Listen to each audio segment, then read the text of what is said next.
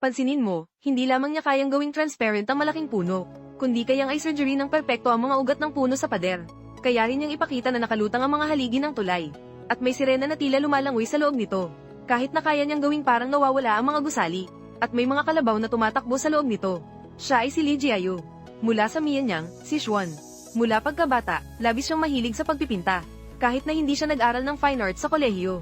Ngunit pagkatapos magtapos, naranasan ang pagsubok sa iba't ibang industriya. Sa huli, siya ay nagpasya na bumalik sa kanyang tunay na layunin. At sumuong sa landas ng pagpipinta.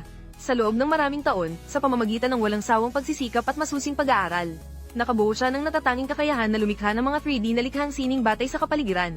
Ang mga likha niya ay tila buhay na mga ahas, na nagdudulot sa mga tao ng malamig na pawis sa likod.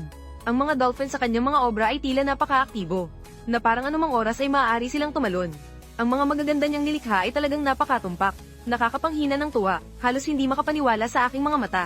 Isang sunod-sunod na mga likha na tila napakatotoo at may 3D na epekto. Lahat ay labis na nakakamangha. Kaya pagkatapos mapanood ng video na ito, ano sa tingin mo tungkol sa kanyang mga likha?